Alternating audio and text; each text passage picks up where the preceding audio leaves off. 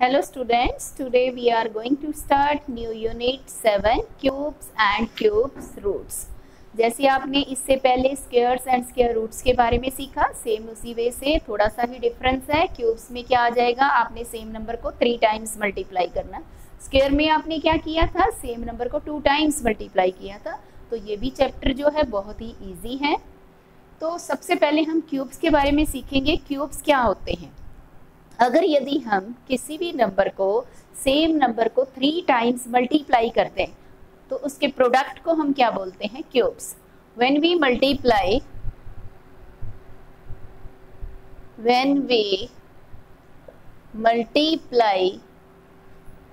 Same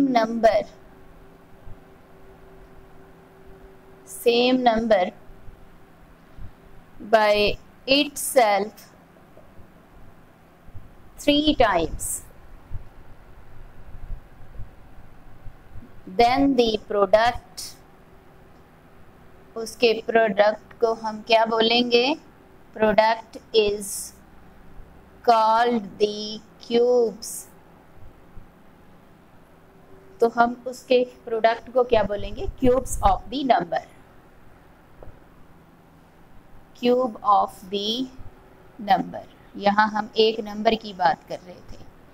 तो for example, अगर यदि आपके पास नंबर है 2 का क्यूब करना है आपने, इट मीन्स 2 इंटू 2 इंटू 2 8।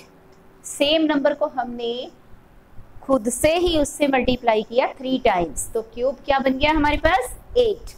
इसी तरीके से अगर यदि हमने 11 का क्यूब निकालना है, इट मीन्स 11 मल्टीप्लाई 11 मल्टीप्लाई 11 1331। तो देखिए क्यूब्स निकालना भी कितना इजी है। तो अब देखिए, अगर यदि कोई भी नेचुरल नंबर है, the cube of a natural number n is n cube. तो जो नेचुरल नंबर है उसका क्यूब क्या बन जाएगा, n का क्यूब। इसी तरीके से जो हमारे पास क्यूब होता है, इवन नंबर का क्यूब हमेशा ही इवन होगा।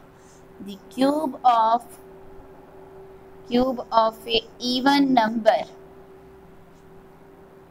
Is always a even number, हमेशा ही इवन नंबर होगा। अभी आपने ऊपर 2 लिखा था, 2 इवन था, तो 2 का क्यूब क्या आया हमारे पास, 8 is also a even number. इसी तरीके से the cube of A odd number का जो क्यूब है वो हमेशा ही क्या होगा, is always a odd number, हमेशा ही क्या होगा, एक ऑड नंबर होगा। अब हम कुछ नंबर्स लेते हैं और उनका क्यूब निकालते हैं। हमने लिया नंबर 1, इसका आपने क्यूब निकाला, 1 इंटू 1 इंटू 1 1। नंबर 2 है, 2 का क्यूब क्या बन गया, 8। नंबर 3 है, 3 का क्यूब क्या बन गया, 27। नंबर 4 का क्यूब हमारे पास क्या बन गया, 64। नंबर 5 है, 5 का क्यूब हमारे पास बन गया 125। 5 को 5 से ही 3 टाइम्स हमने मल्टीप्लाई किया। नंबर 6 है, तो 6 का क्यूब हमने लेना है 216। 7 का क्यूब हमारे पास 343। 8 का क्यूब हमारे पास 512। 9 का क्यूब हमारे पास 729। नंबर इज 10 का क्यूब हमारे पास क्या बन गया, 1000। तो इसी तरीके से आप कोई भी नंबर्स के क्यूब्स को निकाल सकते हैं। अब हम लेते हैं वंस डिजिट। अगर यदि हमारे पास किसी भी नंबर का वंस डिजिट पता है तो हम ये निकाल सकते हैं कि उसके क्यूब का वंस डिजिट आपके पास क्या होगा। Ones digit of the number और वंस डिजिट किसका, ones digit of the cube of the number, number के क्यूब का वंस डिजिट आपको कैसे पता चलेगा कि उसका क्या होगा। अगर यदि नंबर 1 है, 1 का क्यूब हम 1 ही निकालते हैं, तो अगर यदि 1 का क्यूब लेंगे तो उसका भी वंस डिजिट आपके पास 1 ही आएगा। नंबर आपने लिया 2, 2 का क्यूब आपके पास क्या आया 8। अगर यदि किसी भी नंबर का वंस डिजिट, फॉर एग्जांपल यहाँ आपने बोला 1, यहाँ ये 11 है, 11 का वंस डिजिट 1 है, तो 1 का क्यूब हमारे पास 1 आता है। इसका मतलब कोई भी नंबर जिसका वंस डिजिट 1 होगा उसके क्यूब का भी वंस डिजिट क्या होगा 1 ही होगा। और इसी तरीके से कोई भी नंबर जिसका वंस डिजिट 2 होगा और उसके नंबर के जो क्यूब का वंस डिजिट वो भी क्या होगा 8 होगा। फॉर एग्जाम्पल आपने लिखा 12, 12 में हमारे पास वंस प्लेस है 2, 2 का क्यूब हमारे पास कितना आ गया 8। इसका मतलब जब हम 12 का क्यूब करेंगे उसका भी वंस डिजिट क्या होगा हमारे पास 8 ही होगा। नेक्स्ट है 3, अगर यदि वंस डिजिट 3 है तो किसी भी नंबर के क्यूब का वंस डिजिट क्या होगा 7। 4 है तो उसके वंस डिजिट का क्यूब के वंस डिजिट का नंबर भी क्या होगा 4 ही होगा। फॉर एग्जाम्पल आपने ले लिया 4, 4 का जब आपने क्यूब किया तो आपके पास 64 आया, 64 का भी आपके पास जो यूनिट डिजिट है वो क्या है 4 है। तो इसकी प्लेस पे कोई और नंबर लेके भी आप ट्राई आउट कर सकते हैं कि इनका जो यूनिट डिजिट है वो 4 ही आ रहा है या नहीं आ रहा। अगर यदि किसी नंबर की यूनिट डिजिट पे 5 है तो उस नंबर के क्यूब की यूनिट डिजिट पे भी क्या हो जाएगा 5।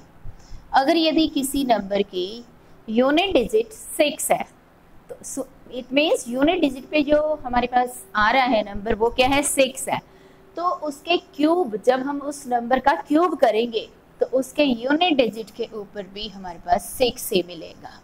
ओके, नेक्स्ट देखिए, अगर यदि हमारे पास 7 है, 7 तो 7 का अगर यदि किसी भी नंबर की वंस प्लेस का जो डिजिट 7 है तो उस नंबर की क्यूब के वंस डिजिट का नंबर होगा 3।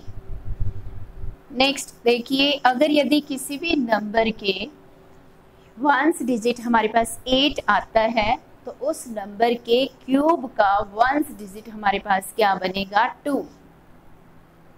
अगर यदि किसी भी नंबर का हमारे पास वंस डिजिट 9 है तो उसके क्यूब का वंस डिजिट हमारे पास क्या होगा वो भी 9 ही होगा। तो अगर यदि किसी नंबर के वंस प्लेस 0 आ गई, 0 है हमारे पास, तो उसके जो नंबर की वंस डिजिट जो होगी क्यूब की वंस डिजिट होगी वहां पे भी क्या हो जाएगा हमारे पास 0 ही होगा। तो इस तरीके से आपने इन नंबर्स को लिया और इनके क्यूब्स को देखा। अब हम एक्सरसाइज 7.1 को करेंगे। वन मोर थिंग, अगर यदि किसी भी नंबर के लास्ट में इवन नंबर ऑफ जीरोस हैं तो वो नंबर क्या होगा परफेक्ट क्यूब नहीं होगा। फॉर एग्जाम्पल आपने बोला कि आपके पास है 72900, इस नंबर के हमारे पास लास्ट में 20 है, 20 means even number of zeros हैं, तो it means 72,900 is not a perfect cube. अगर यदि ये हमारे पास ऐसे होता लास्ट में इसके 3 जीरोस होती तो नंबर ऑफ जीरोस कितनी है ऑड हैं, so this number is perfect cube. तो ऑड हैं तो परफेक्ट क्यूब, इवन अगर यदि इवन नंबर ऑफ जीरोस हैं तो वो परफेक्ट क्यूब नहीं है।